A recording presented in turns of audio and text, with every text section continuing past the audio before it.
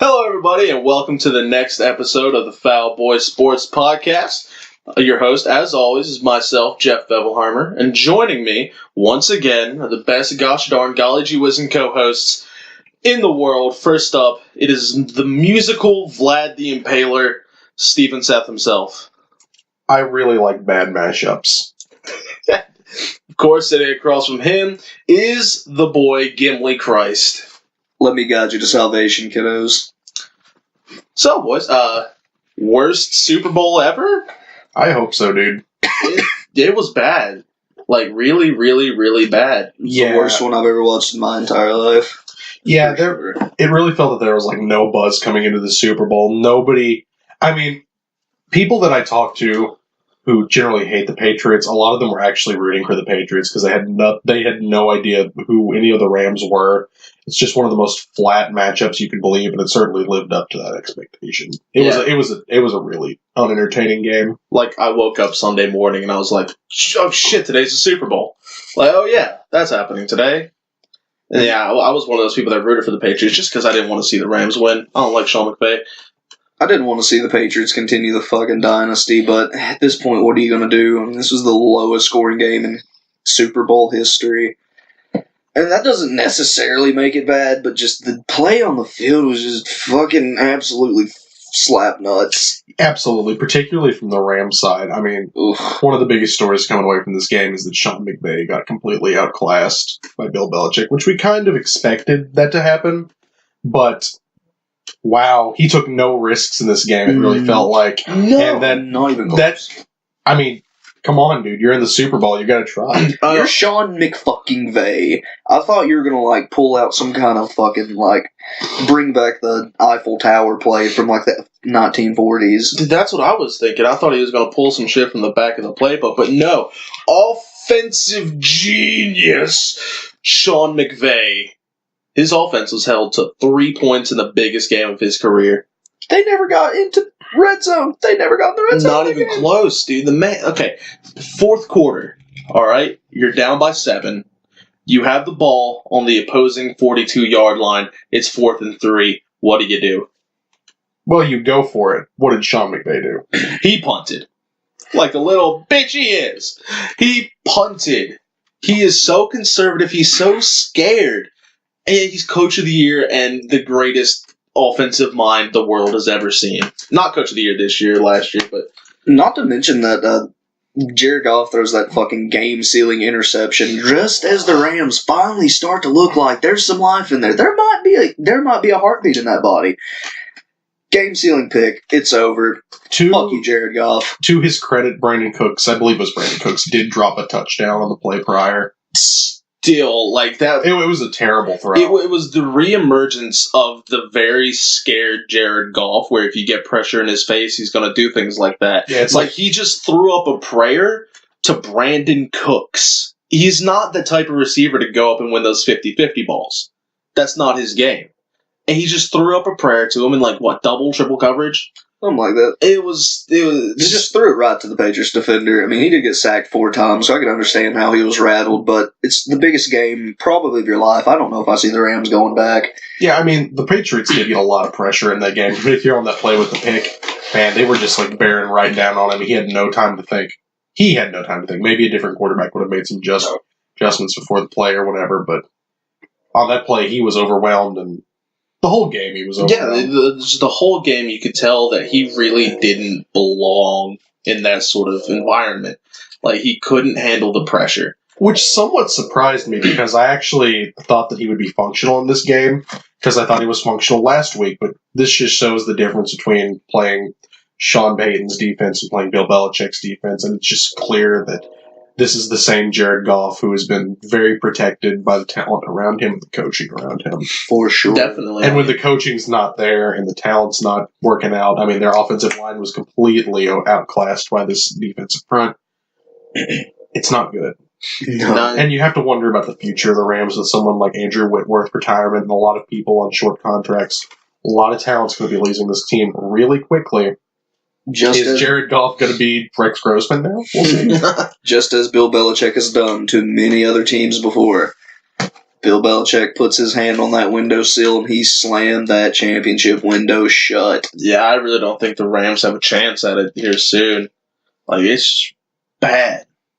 It was a terrible performance. Sean McVay really just proved to me, I don't know about you guys, but proved to me he's not this great coach everybody thinks he is. He's not good. No, even he's off still the- very young, you know, Yeah. so this may just be an instance of that inexperience getting to him. But I don't want to say that he's not this offensive, you know, and I don't want to say he's an offensive mastermind, but he's clearly been very good on offense, being able to get a lot out of his talent in most situations. It's just that he's going to have to grow a little bit in order to have the right decisions made in the playoffs and games that matter, especially with lackluster talent like Jared Goff being, you know, exposed in situations like this. Definitely. I mean, he could come back sometime, but it's going to take just about a rebuild after they lose everybody and they pay Jared Goff. Yeah, definitely. I think one of the worst takes that I've seen people have coming out of this Super Bowl was that it was a defensive clash for the ages. Patriots should have won by 35. It was Problem. awful. Now, the Patriots defense played well. Yeah. They played well. They got pressure. They stuffed the run on many occasions. It's just they took the one thing, and it's one of the best things that Bill Belichick does. Takes the one thing that your offense does really well, and he just takes it away. You don't get to do it anymore. And it showed. It put all the pressure on Jared Goff's shoulders. Like, he made it Jared Goff's game, and Jared Goff couldn't do it. Well, another thing is that, again, that secondary, I talk every week about how talented that secondary, and they really showed it, because there was a lot of very good coverage in that game. And a lot of it came from zone. Like, they had been playing a lot of man up until that game, but there was actually a lot of zone coverage. And not only does that show the kind of secondary that can hang with that in zone coverage, but, like, man, they really did not respect Jared Goff in that game. They completely changed things up because they did not respect him. No, and they shouldn't have, and Jared Goff proved them right. Like, it was just a terrible performance by that Rams offense. Like, what was their season average? Something like 34, 33 points a game? Mm-hmm. You get held to 3 points in the Super Bowl? That's not it. I don't care who you're playing. That's unacceptable. You. It could be Bill Belichick with the greatest defense ever assembled. You should score more than 3 points. Yep. It's just bad coaching, bad execution, just bad. Bad all around. Flatter than a 3-year-old soda. Yep. And I do want to go back to that other side of the ball for the Patriots. I mean, their offense, it wasn't like the greatest game that Tom Brady ever played, but he was definitely, he was very sharp. A lot of the mistakes that were showed up on the stat sheets, like his interception, wasn't necessarily, completely the worst thing of all time. He was very functional in this game. He wasn't super huge. Yeah, he was very good. I don't know about that. I mean, he threw a dot. He threw a dot to Gronk that set up the Sony Michel touchdown. But this wasn't one of Tom Brady's best games. Don't do it. No, not Don't even do it. close. They're gonna hear this and they're gonna think they're underdogs again. He didn't have to be. He didn't have to be Superman, so he wasn't Superman. No, He was just as good as he needed to be. Quite frankly, just leaned and on it's that like defense. he had 250 yards and they had 150 yards rushing total. They had 400 yards of offense. You wouldn't know it from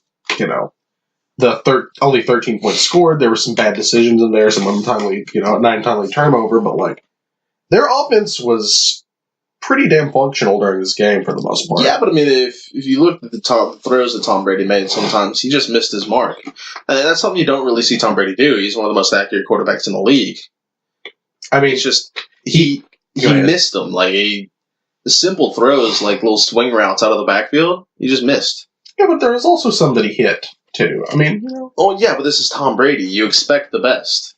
And I don't know. I think it's just a little bit of falling off. I'm not saying Tom Brady's falling off a cliff or anything because we all know that's not happening. Honestly, I think that if the situation arose where he needed to, I think that he would have been that monster that you would have expected. No, and I agree with you. It's just you expected to be. He didn't have to be. Yeah, and I see that, and I agree with that. But it's just it's a Super Bowl. It's Tom Brady. You expect better.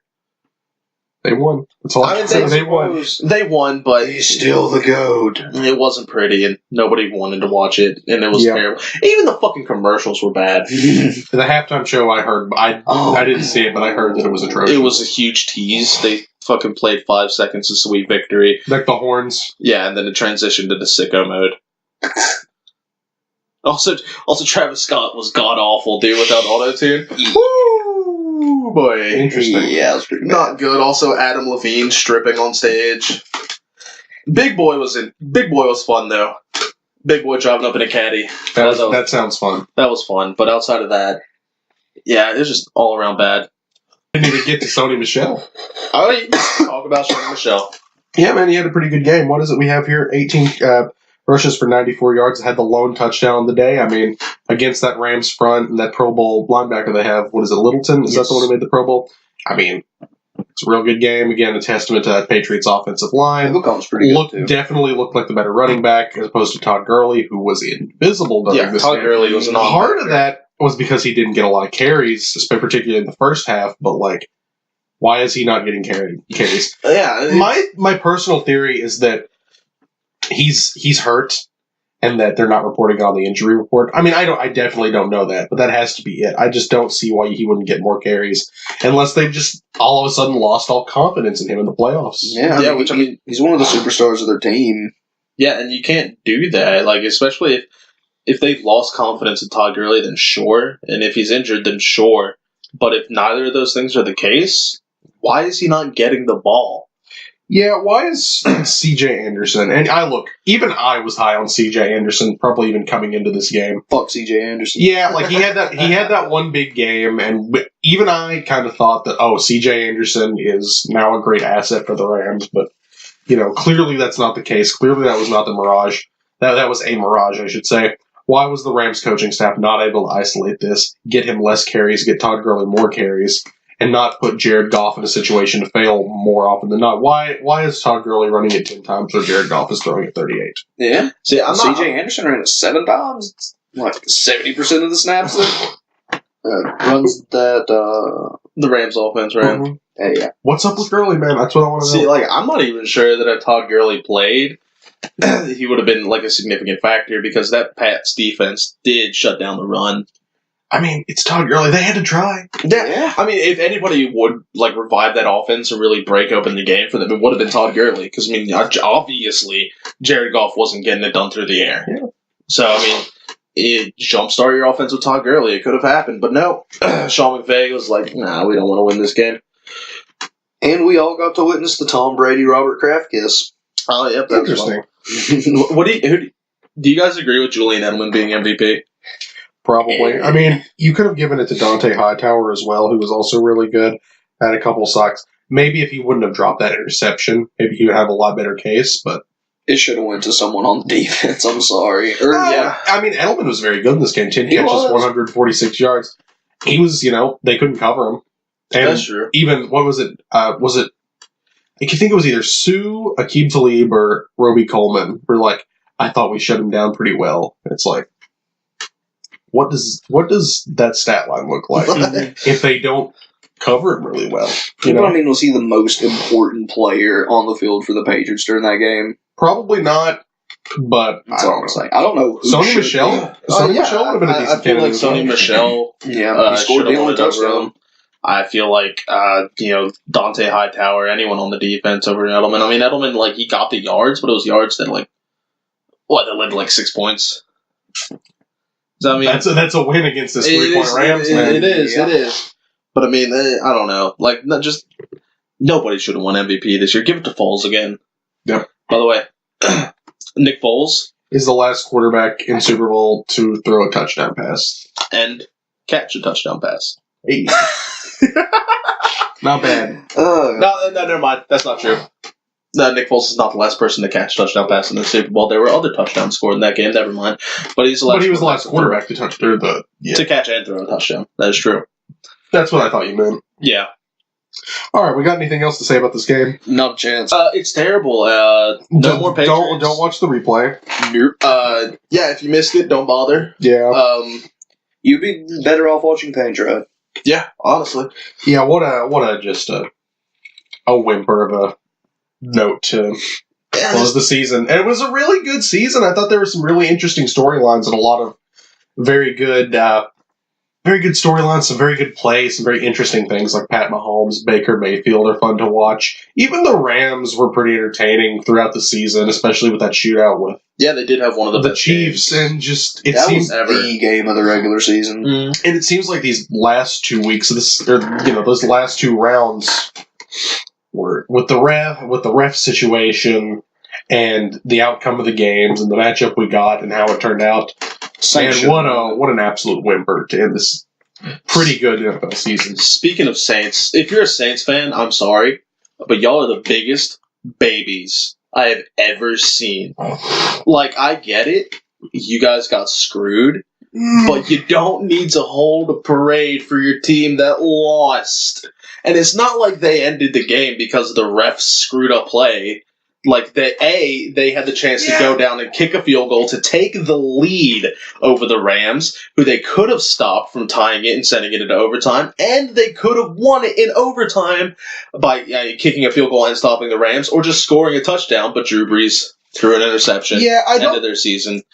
Just stop crying. I said Saints this. should have been in. They probably should have, but like, I still don't like this narrative that I hear that the only reason that the Saints aren't in the Super Bowl is because of the refs. No, because that's not true. they had.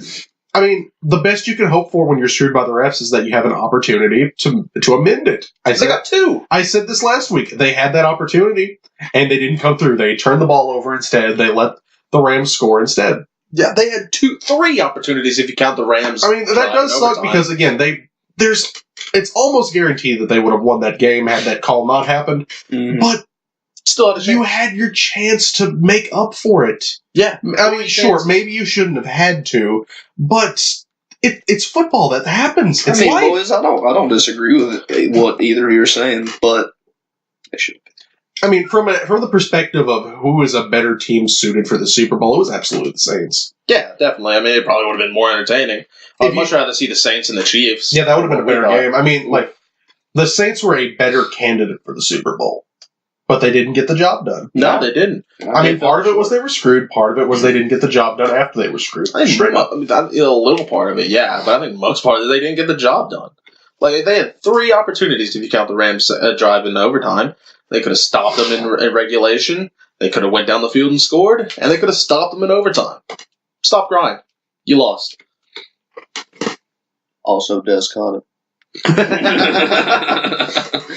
Anyways, So yeah, speaking of the regular season, probably want to go over what you boys thought about your team and how they did. And I'll My go team? over the Eagles. So, let's start off with Steve. How do you think the Colts did this season? Oh, we super overachieved. I mean, I think a lot of people were hoping that we'd get them into 9-7, maybe. I think that a lot of people were talking about 10-6 or being delusional before the season started.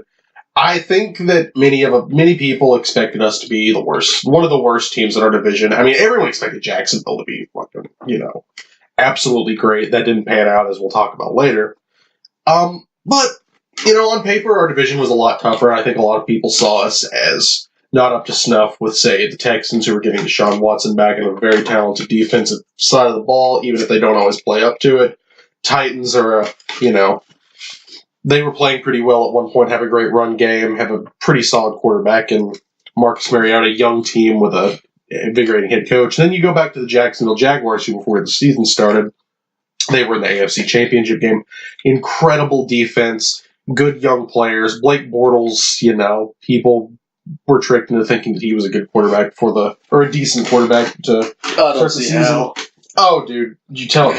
I had to listen for so long. But anyways, yeah, Jacksonville wasn't that good, and part of it was our schedule getting soft. Like, to start the season, we were 1-5. We all remember, and we were dead in the water. We played people like New England and things like that. We were not doing well. We pulled it all together. Our defense started playing a lot better. Our offensive line got healthy, and they played so well. Very well. Even though we had very poor wide receiving talent, our run game got going. Andrew had a stretch of games where he was playing out of his mind.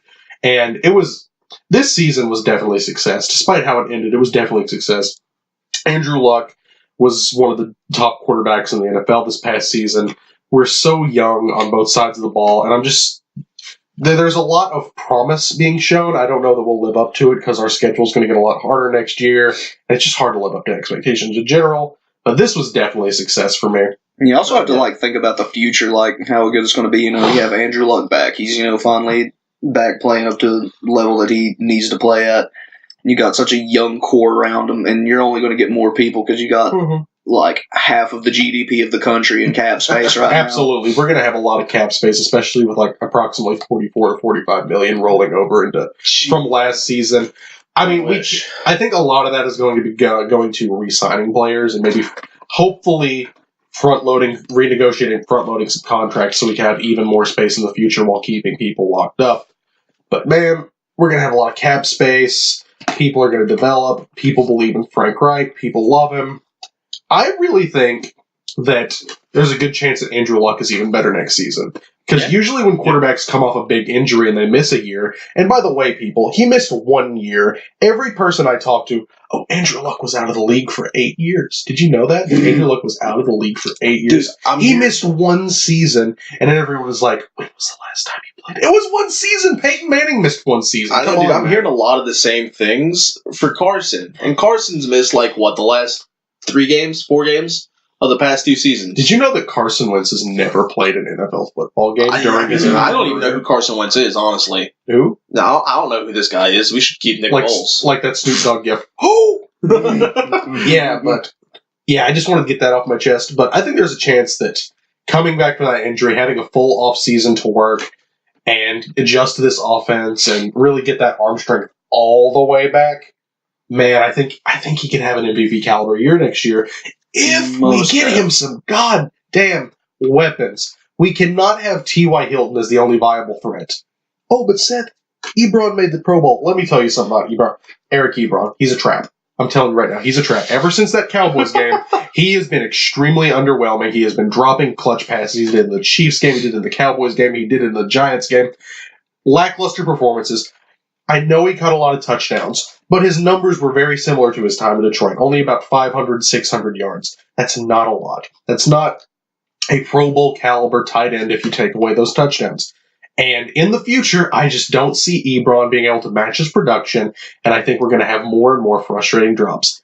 Jack Doyle should be if we're not going to upgrade the position, it should be Jack Doyle as the starter going forward, with Ebron being a red zone weapon. Other than that, Ebron is not enough to be the secondary target in this offense. We need better wide receivers. Who knows? I mean, there's a few interesting prospects coming out in the draft at that position this year, so maybe the Colts will make a move and pick somebody maybe in the first, second round. Won't you guys have extra draft picks didn't you guys trade down? We'll have a couple of extra draft picks, but I don't think they're particularly early. I think we have an early second one, actually. But other than that, I don't believe so. That could be a good spot. I would have to recheck our draft picks. Because, with how, historically loaded this draft is at the defensive line position, maybe they'll have a few prospects, receiving prospects drop into the early second. Well, I think the hope right now is that we get, a defensive line prospect to kind of bolster our pass rush. I mean, early in the season, we had a decent pass rush, but that kind of fell off a cliff later on when teams adjusted. So I think getting some actual talent that's, sustainable would be a lot better for that defensive line. This pass rush is so important, especially with our young secondary. I'll make the argument it's the most important facet of a defense. 100%. No, I don't think it's much of an argument, really. No. I mean, good corner play is very helpful, but good pass rush will bolster your good corner play with no pass rush means a completed pass. Yeah, eventually a completed pass, yes. Yeah, that's basically what I have to say about the Colts this season. Highly impressed. I didn't think we'd make it as far as the divisional round. Wish we'd put up more of a fight on offense during that game, but, I think that will be an issue going forward if we continue to grow and get better and get healthier, and we'll see. So overall, you're happy with the season? Extremely happy. I don't see how you can be disappointed. I don't either. Are you hopeful for the future? Do what? Hopeful for the future? For the most part. Again, it's just hard to live up to expectations in general, but I think that we're trending upward. Right. I'm fully on board with you and the Colts. I think, especially with coming back from a 1-5 record, that shows not just the players playing well. That shows a lot of faith in Frank Reich. Yeah. And I think having that faith in your coach is very important, as you can see with someone like Doug Peterson, what happened last year, and even this year, to the extent of the Eagles making the playoffs too. But yeah, I think I also just want to say really briefly. I just want to say really briefly that I appreciate people like Frank Reich and Andrew Luck, which seems like a lot of people genuinely like these guys, and Chris Ballard as well, bringing some fresh faces to the Indianapolis Colts and making them a team that people respect and people don't want to shit on. Because it seemed like for a long time, a lot of people wanted to shit on the Colts for various different things related to Jim Irsay, Ryan Grigson, Chuck Pagano, even going back to Peyton Manning years, the accusations that we, intentionally tanked so we could get Andrew Luck. And it seems like the narrative is really changing into like that we're just, a good culture team, as I've talked about many times, that we have a lot of enjoyable, respected faces within our organization. And I'm really glad that the narrative has turned a lot since then. It really feels nice to be able to root for a franchise that's respected, I suppose. Yeah, I definitely know what you mean with the Eagles. I mean, the Eagles were never really shit on, but I mean, there was the fact that the fans were not respected. No, and there's still we're still not. I mean, throwing batteries at Santa Claus will get that for you. But hey, Eagles fans are the best fans in the world, and I don't think it's even debatable. I don't like most Cowboys fans. I'll be honest with you. The Cowboys fans are some of the worst people I've met in my entire life. Just by evidence of the man sitting across from me. Anyway, shifting. Speaking of Cowboys fans, Gimli, how do you feel about the dreaded evil empire this season?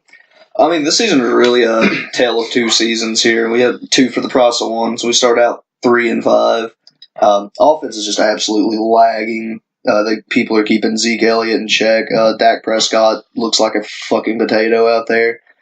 And we get Amari Cooper. We get a little help from our old nemesis, the Redskins, them losing Alex Smith, which I hope he recovers well from that. He's already out next season, but his football career might be done. I think that should be. It's time to hang it up, Alex. Hate that you had to play for the Redskins for a year, but I mean, what can you do?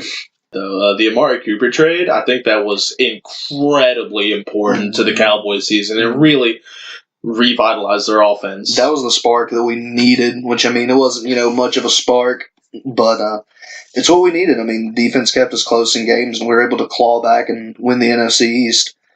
And, of course, I mean, we played well against the Seahawks in the wild card round, and then just completely laid an egg against the Rams, which follows Cowboys fashion. Losing the divisional round, do just good enough to keep Jason Garrett around. Oh boy, how fucking excited am I about that. See, the Cowboys, what they're doing with Jason Garrett is so strange to me.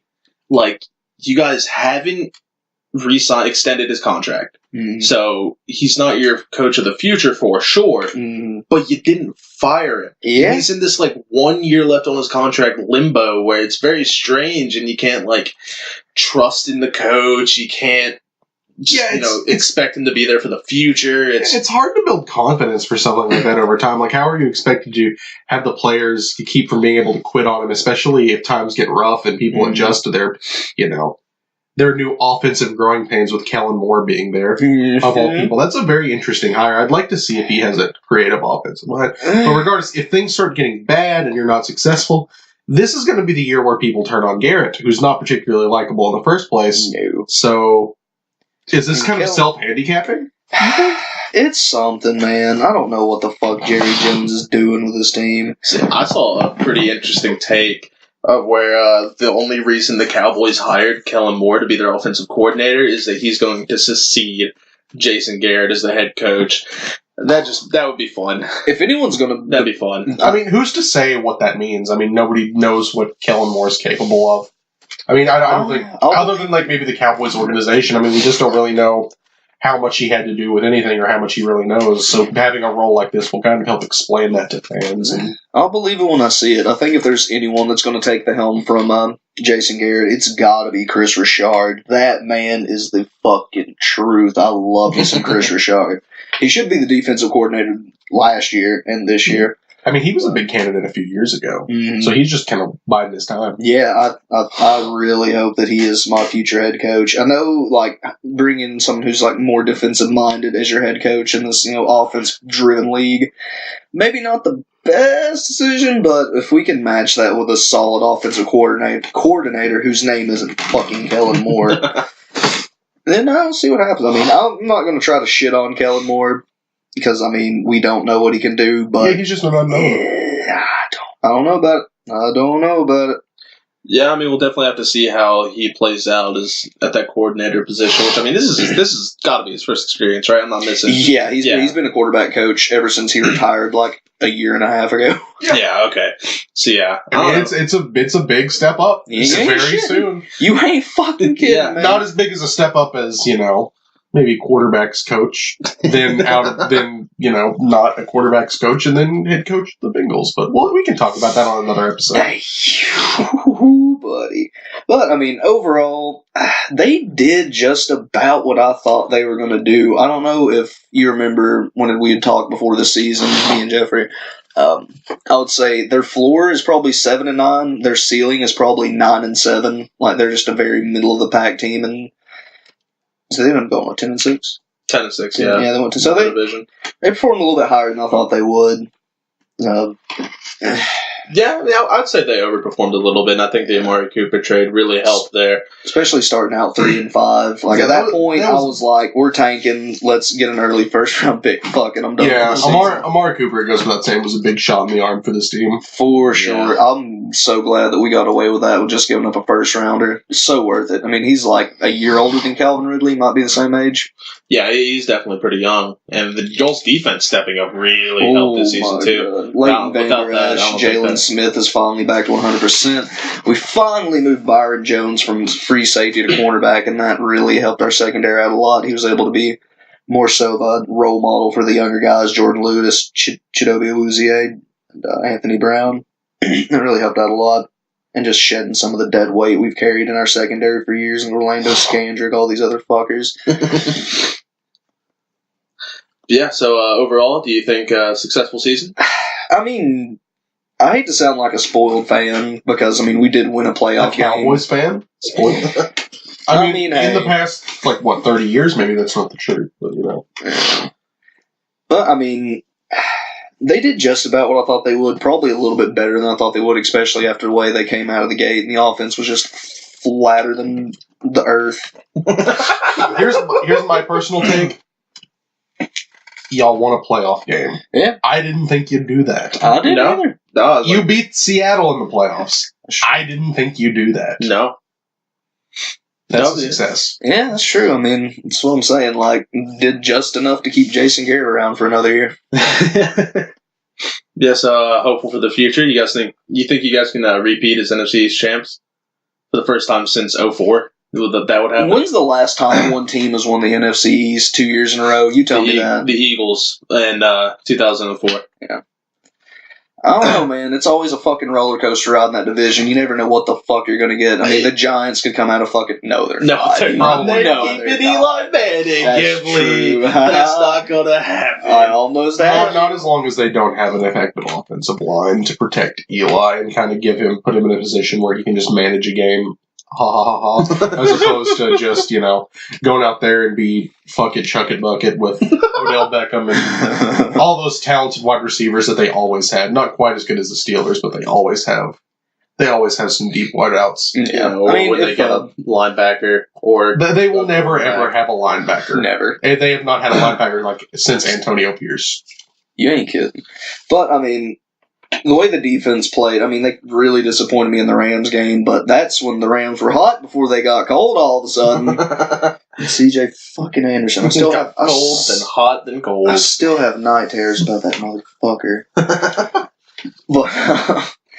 But if the defense keeps progressing the way they have, I mean, they took a really big step forward this year. Like at the end of 2017, I was really hopeful because they were keeping us in a lot of the games at the end of 2017. So I thought they would come out and play really well. I didn't think they would play as good as they did. If we can re-sign some of the key pieces, Tank Lawrence is up for contract. Pay that man. Jerry Jones, pay that man. And unfortunately, one of the hardest things to carry over season to season is a really good defense. You ain't wrong. So I mean, you saw that with Jacksonville this year. It's just very hard to keep that together because the players can play at an above average level, and the schemes and the offensive changes. It's very hard to keep that going. But if the Cowboys can do that, they'll be a contender, at least in the NFC East. For sure. I mean, I think if we can get David Irving on the fucking football field, either that or find a big defensive tackle that can stay on the football field, and maybe get some depth at O-line, maybe try to find a couple, I would say we'll find a tight end for sure. We definitely need to get tight ends. Yeah, I can't even name a tight end on the Cowboys. Jeff Swain. What was the name of the guy who... Blake Jarwin. Jarwin was the guy I was thinking of. He's alright. I wouldn't mind keeping him around as like a 2 or 3 on the He's top. not a very big guy, is he? I don't think so, no. He reminds me a little bit of like someone like Luke Wilson who used to play for the Seahawks in a way. Mm-hmm. Just a shifty little white boy. Yep. Well, it's your time, Bevelheimer. Oh, it's my time. The Eagles. The season started off disappointing. I thought it was like we Super Bowl hangover from hell. We started off like 4-6 the first 10 games. After the second Cowboys game, the one we lost in overtime, I thought our season was done. Yeah, me too. I thought we didn't have a chance. But all of a sudden, Big Dick Nick comes in and Big Nicholas. and then we're one drop catch away from the NFC Championship game. Which, I definitely think we would have won that game if Alshon didn't drop it. Which, Alshon, no love lost. You're a hero. You're one of the reasons we won Super Bowl 52. But yeah, he catches that ball. I think we win that game. Nick Foles was working the magic again. And I think we would have beaten the Rams in the NFC Championship game, and then with the performance the Patriots had, we beat them too. But hey, that's just speculation. We'll never know. Because Alshon Jeffrey did drop that pass, and it went straight into Marshawn Lattimore's hands. But yeah, I mean, overall, we got plagued by injuries this year. Especially in that secondary, good lord. Yeah, like I said earlier before the podcast, we were talking, and I was watching like top 10 plays of the Eagles, like a little video I saw on Twitter earlier, and I was like, holy shit, that's right, we had Ronald Darby. And Sidney Jones at one point. Yeah, we had Sidney Jones. Oh my god, we had a functional secondary. And I mean, we still did have a functional secondary, pulling guys off the street like Ravon LeBlanc. Like, I mean, these guys stepped up. They performed really well. Avonte Maddox is a stud, and he will be a stud. I love that man. Yeah, it's so odd that it seems like on paper the Eagles could have a lot of depth in the secondary next season if they retain a lot of these guys and they continue to play at a decent level. Yeah, I mean, that is the problem, though. We do have a lot of guys coming up on their contracts at the end of the season. Like, of course, everybody knows Nick Foles, where he's going to go. He's not going to be an Eagle. If you hear somebody say that, oh, Nick Foles should still be an Eagle next season, punch them in the mouth. They don't know what they're talking about. But yeah, I mean, Brandon Graham's coming up. That'll be huge if we lose him. Chris Long is coming up on a contract. I know... Sorry? Is that much of a loss? I mean, I know he's a good player, but I mean, he's kind of more of a depth guy at this point, I would say. It's definite depth, and that's one of the Eagles' biggest strengths. Mm-hmm. And I think it's one of the biggest things that won them the Super Bowl last year. It was just the fact that we kept on rotating fresh, I'd say mostly above average players on the defensive line, enabling us to get pass rush. They've had one of the more deep. I'd say that's understating it, quite be frank with you. Yeah, I mean, like, and we did have injuries along the defensive line, you know, with Josh Sweat, who was a rookie this year. He didn't really get a chance to prove himself or anything. And then with Derek Barnett going down, that we lost some depth there. And I mean, we still had an elite defensive line with Fletcher Cox, Michael Bennett, Brandon Graham, Chris Long, these guys all just eating offensive lines. But yeah, and I mean... Yeah, without these injuries, I think we have a good season. Like, I mean, we still obviously had a good season go to the divisional round. I mean, I think we have a better season. I think we get at least a home playoff game. We win the division. But, hey, you never know what could have happened. If shoulda, coulda, woulda. All that stuff. Sunday. Yeah, any given Sunday. But I think I'm very hopeful about the future of the Eagles. Very, very hopeful. Like, especially in this upcoming draft. If we can add some interior defensive line pressure to take some of the double teams off of Fletcher Cox.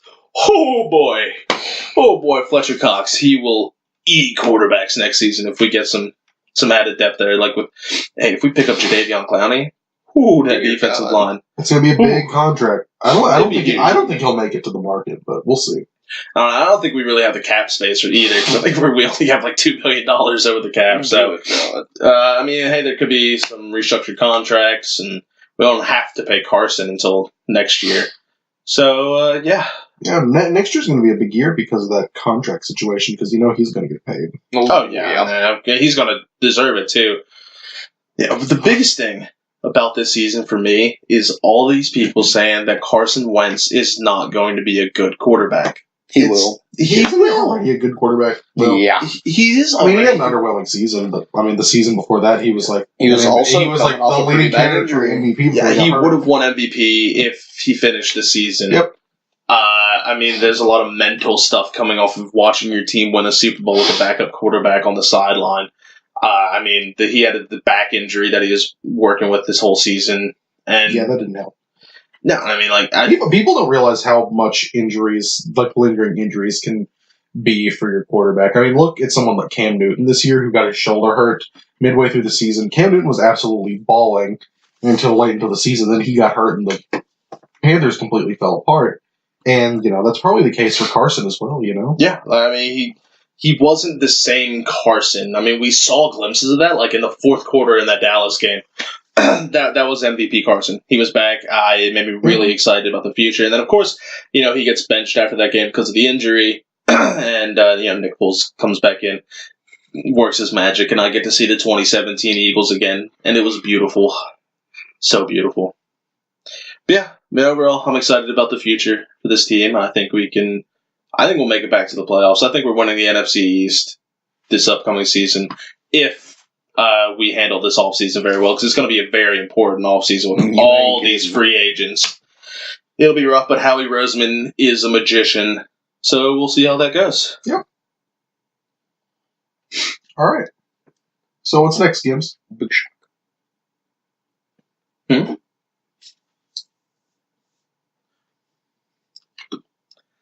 Well, what's our time?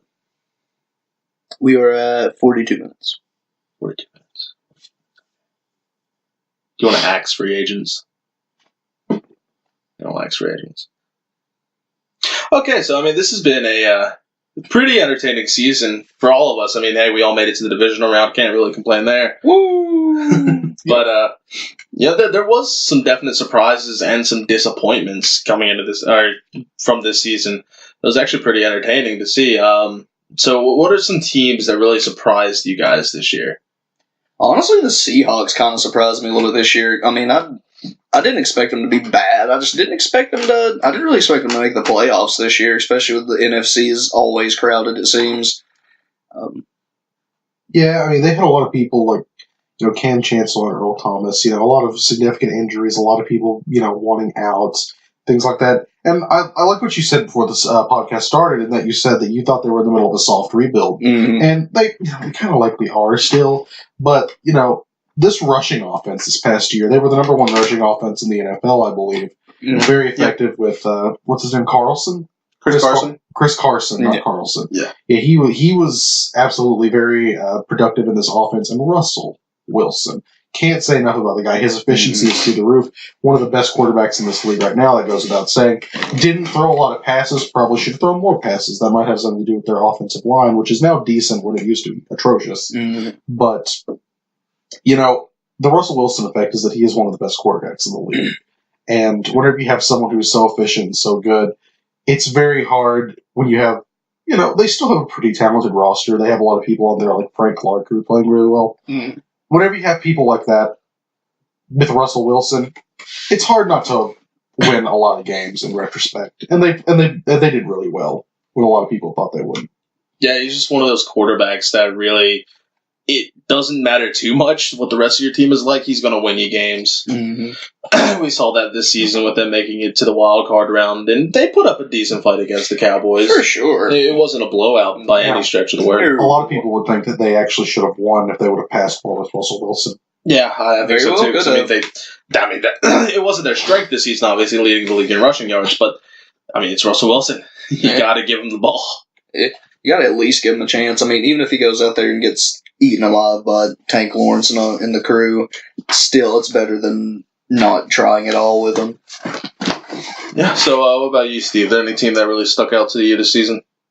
Yeah, how about the Bears, man? I mean, they were like 12-4 this year? Yeah. I mean, Mitchell Trubisky, I mean, even if he's another Jared Goff type to where I don't think that he plays necessarily as well as his production, he put up some very good numbers. Their defense was absolutely beastly. You know, before the start of the season, I don't think they had, it was very late by the time Khalil Mack got to Chicago, at least like leading up to the season. But he was extremely productive for them. He was absolutely a monster. They have some very talented people in the secondary, and Matt Nagy was really able to. Matt Nagy and Vic Fangio. Let's not forget Vic Fangio. Can't forget. They were able to put together a very stout defense that won them a lot of games in a very competitive division. Yeah, and What else can you say? With the Broncos hiring him as head coach, I think that's a very good hire. Especially with the Broncos' strength being their defense, I think that's a very good hire. Yep. Most It definitely. definitely goes against the grain of the modern day NFL where you think young offensive mind. They're going old defensive mind. Yeah, and I think that will serve them very well. We'll wait and see. But I mean, yeah, the Bears, they went from worst to first in their division. Yeah, they were significantly better. I mean, completely overhaul of the culture and everything. Mm. Yeah, the Very Kings of the refreshing. North. It does help that that division kind of fell to shit, but Oh, we'll talk about that. oh yeah, we will. Personally, a little, surprised me a little bit. You know, I knew they would do better, but I mean, I think everybody was at least a little surprised with the Browns. Well, there were a lot of people who thought the Browns would still be fucking awful, and I actually predicted them to win 6 games, so I had a lot more confidence than other people. But, you know, if they would have fired Hugh Jackson earlier in the season, they probably would have made the fucking playoffs. They were very competitive early on, and they could have won a lot of those games if they lost. Man, the future is bright in Cleveland. Yeah, Can you imagine?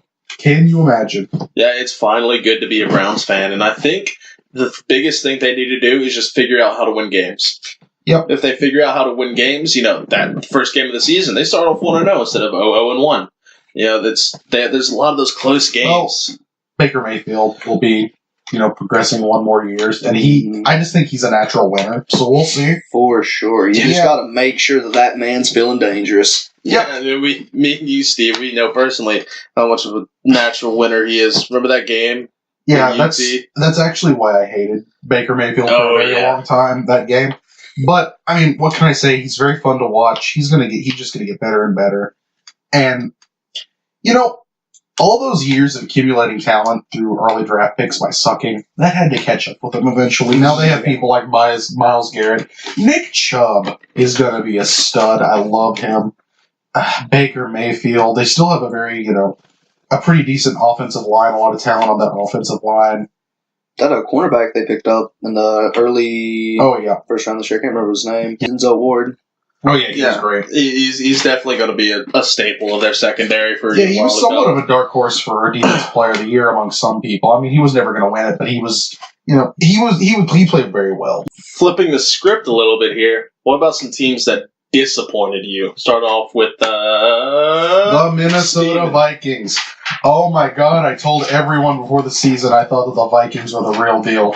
Now they have, an accurate, somewhat efficient quarterback, even though he can't play well in big games. Kirk Coupons. Yep.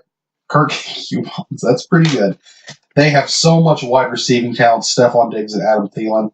Wow, that's pretty good. Dalvin Cook's going to come back, and he's going to be hot, and he's going to be productive. Kyle Rudolph is a very solid tight end. They just got DeFilippo from the Eagles. He's going to bring over a good offensive scheme. Well, they lost DeFilippo now. Oh, okay, now we're going to get to that. Yeah, okay, you're saying coming in. And their defense has been stacked for years. Mike Zimmer, as a head coach, I love it. He's a hard ass. He coaches a tough defense, has a tough culture, and they're going to be so good. Wow, was I wrong. Oh, my God.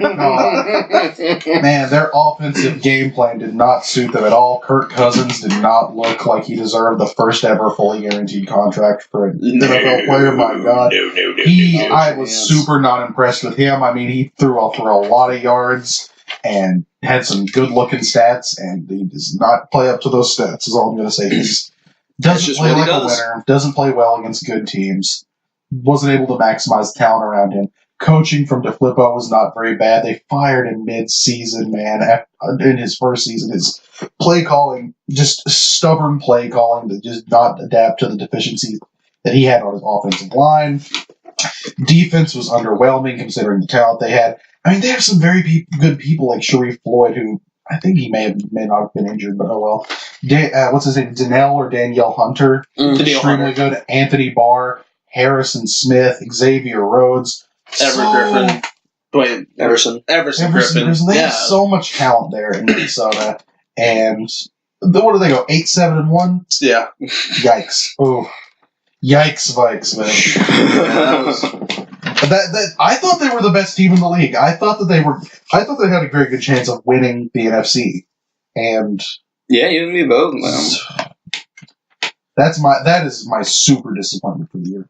Yeah, they were trash, and I'm so thankful for it because we own the Viking souls. I mean, we could also talk about the Vikings of the AFC, huh? Now, speaking of the Vikings of the AFC, AFC, they did even worse than the Vikings. Good lord! Gimli, what do you think about this team out in Florida? Jacksonville.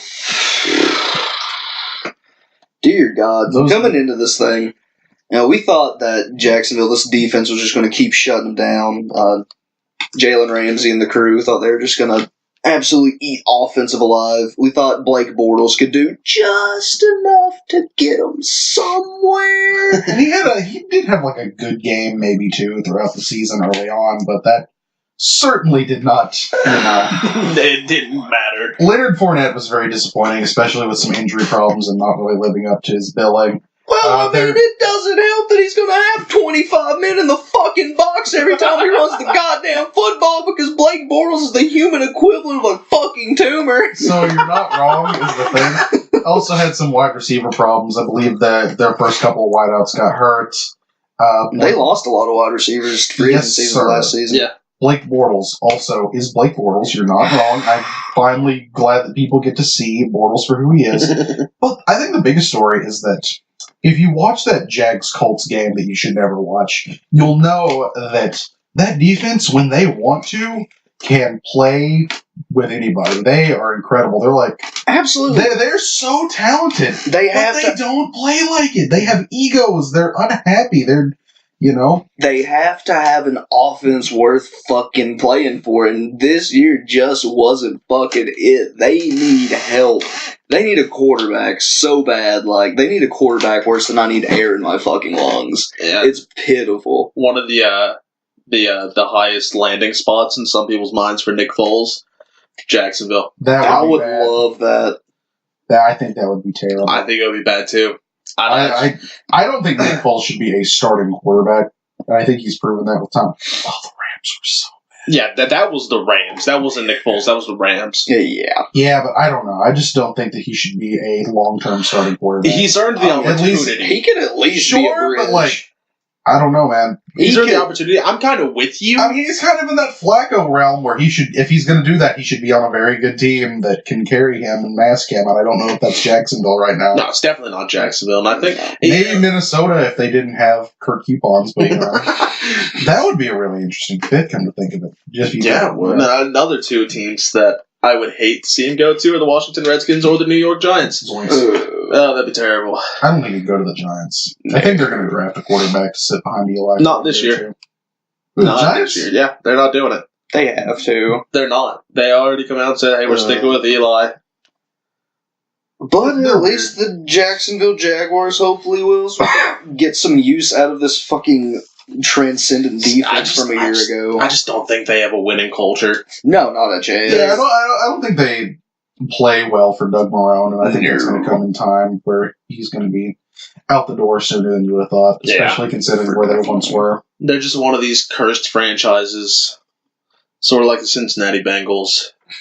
Big facts. We can get to that, though. But speaking of the AFC North, the team that really disappointed me this season, I'm sure a lot of other people, is the Pittsburgh Steelers. On Reddit, they like to refer to the Steelers drama as Days of Our Steelers. Days of Our Steelers? Thanks, urinating tree. The Steeler Kardashians, and so many egos, so much drama, just surrounding this team. Like, what you said earlier, what was it, like 7-2-1? They were like 7-2-1, 7-3-1, and ended up missing the playoffs. You don't. They were on fire to start the season. They were one of the best teams. Ben Roethlisberger, chucking it down the field as always to his very talented wide receiving core, playing well, having a good run offense despite the absence of Le'Veon Bell, James Conner running really well, great offensive line, T.J. Watt getting it done on the defensive side of the ball, getting a lot of sacks. And what happened? They didn't make the playoffs. They didn't make the playoffs. They lost a bunch of games, and, They just choked it away. It's just, choked it away. how do you do that? I mean, like, this is a team that you don't really see doing that because the Steelers have such a winning culture Yeah. as So, opposed to these other teams like the Jags and the Vikings. Like, Steelers, they win. Yeah. Like, I mean, before the Patriots won this past Super Bowl, they have the most Super Bowls out of any franchise. so the Steelers, Mike Tomlin's a very good coach, and nobody should say that he's not, because the Steelers haven't had a losing season in a very long time. And, I mean, I don't think anyone's arguing that Mike Tomlin's not a good coach.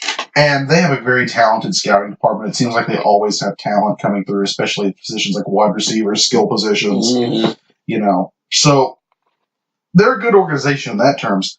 But they have fostered a culture of being able to, start a lot of drama. Yeah. Starting everywhere. Even Ben Roethlisberger, he's had his issues, and he's notorious for throwing teammates under the bus on radio shows. And, people like Le'Veon Bell, Antonio Brown kicking up a lot of dirt in the locker room. I mean, they have to foster a better culture if they're going to keep this from coming unglued. That, or they're just going to have to maintain the ridiculous amount of talent they have. And, whenever it comes down to it, underachieve with that talent. But, saw some report, can't remember where from, but said the Steelers are planning to franchise tag Le'Veon Bell again. Oh my god. that's just a disaster. I mean, Yeah, Le'Veon Bell, it sounds like he may have just...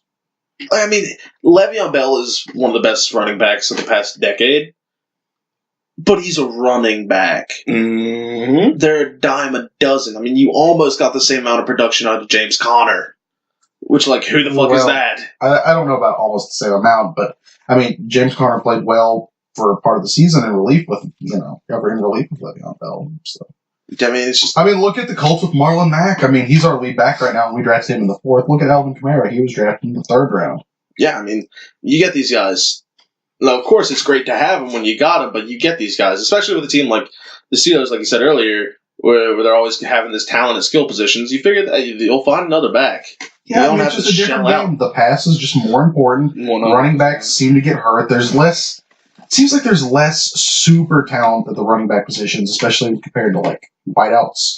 Yeah, For It's sure. like you can find so many good wideouts, while not that many killer backs. There's very few backs that can come in and really take over an offense. Only one I can really think of is Zeke Elliott, Todd Gurley. and Zeke Elliott. David Johnson Le'Veon when he's he wants to healthy. play. Yeah, Yeah, Le'Veon Le'Veon. was play. He's David Johnson when he's used properly and is healthy, Yeah. which was not this season. If you kept up with the Arizona Cardinals, Why would you ever keep up with the Arizona Cardinals? Yep. They're terrible. they're terrible. Worst team in football right now. It's not We even can close. talk about that on another episode, though. Yeah, For We definite. might do power rankings on the next episode, huh? yeah, Sounds good. We can Talk do that. about some head coaching hires. Coach Hines, maybe a little bit of free agency. Eventually, we'll start dipping our toes in the draft. Maybe one day. It's gonna happen. Don't you? Probably sometime in May. Yeah. Wait a minute. All right, so how about now we do a kind of a season review? Season review. What we think about it in total? Sure. Personally, I enjoyed the season up until the last 2 weeks of it. I think the championship rounds and the Super Bowl kind of ruined it. But I mean, the regular season was entertaining enough with, these young players really establishing themselves in the leagues, and there's a lot of interesting storylines. The emergence of Patrick Mahomes was one of the funnest parts of this entire season. I don't care who you are. Yeah, Even if Absolutely. you're Pat Mahomes is incredible, and it was very fun to watch him throughout the season. Even in that losing effort to the Rams, that was one of the best. That was probably the best game of the season, huh? That's one of the best easy. football games From I've an watched in the past entertainment 5 years. standpoint. Yeah. It was like that. I mean, that's exactly what the NFL is trying to push. Mhm. Is these high Massive scoring. game. Yeah. Yeah, there were so many fun moments throughout the season. Things like Ryan Fitzpatrick going crazy. Oh, that my first game and God. showing up to the interview the next day. That was awesome. Oh man, I wish he could be good for more than 3 games at a time. Yeah, a lot of fun moments. Remember when Josh Allen hurdled over that dude? Yeah. I think it was in the Vikings game. That was crazy. And that quarterback that retired midway through a fucking Vontae game. Davis retiring throughout the middle of the season. that was In the awesome. middle of a game. I love that fuck you energy. Oh my god. It's Oh so my huge. goodness. Fuck this shit, I'm out. It was perfect to fit the Bills season so well. Oh, but Yeah, there were a lot of interesting storylines. A I'm lot. watching the Browns finally start to simmer a little bit. see what- Absolutely, Yeah. that was what I was going to bring up. There were a lot of young players that you wanted to watch. A lot of those young quarterbacks were really fun to watch, except for Josh Rosen. I mean, even Josh Allen. Josh Allen was fascinating to watch because, he doesn't always, throw particularly well. But, when he does, it's absolutely beautiful. And the dude's got legs. He can scamper like a He can scoot. He can like a definitely scoot. friggin' deer, man. He is great. Lamar Jackson was very interesting to watch. Oh, yeah, he especially- really God, he was getting shot in the arm for the Ravens. They became one of the best rushing offenses in the league. Especially with the benching of Flacco. That was a fun. big one. So The is he benching elite? of Bortles. Did you Oh, see? the benching of Bortles. That was big. Another one, the Chargers, the second Chargers-Chiefs game where the Chargers beat the Chiefs. Oh, That yeah. was a very good Mhm. game. The Miami Okay. Miracle. The Miami Miracle was good. This is awesome. Oh Really. my god. This was a great season. It was. Honestly, it was like one of the funnest ones, and I was hot in it. Yeah, especially, I had a lot of fun this year. especially with all three of us, all our teams making it to the postseason, had a Yeah. meaningful run. Mhm. I think it was a great season up until the end. Up until the end. The end was just real bad. And Oh, then, so bad. As we've talked about last week, the refs need to be fired into the sun. on a fucking cannon. Yeah. Yeah, great season. We will have some interesting content rolling out to you guys probably next week. Yep. Hitting up a little bit of power ranking, maybe. Probably come up with a consensus. I don't know if we want to do. Yeah. I mean, we'll Release. get it organized for next week before then. Yeah. Maybe a little bit of draft talk soon, some free agency talk, head coaching hires. So, is there We'll any- figure something out. Sorry for being absent last week. yeah, there was some Unforeseen circumstances. timing Shit issues. happens. Exactly. Yep. Hopefully next week I won't be sick and, sniffling and coughing all the time. Yeah, so, And I'll still be on cocaine. that never Sure, changes. why not? That never changes. We'll go with that. So, any last words for the little phallomaniacs out there, boys?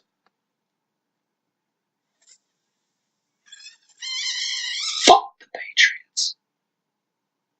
Steven. Man, y'all really didn't want to order from pizza places during the Super Bowl, did y'all? No. No, coming from two Domino's drivers. I didn't work that night, but I worked It that was day. it was dead. It was just completely dead. But yeah, I think that'll about wrap us up here in this edition of the Foul Boy Sports Podcast. As always, thank you for listening. And remember to tip your pizza drivers, don't run with scissors, and floss. See you next time, kids. Bye-bye. See y'all.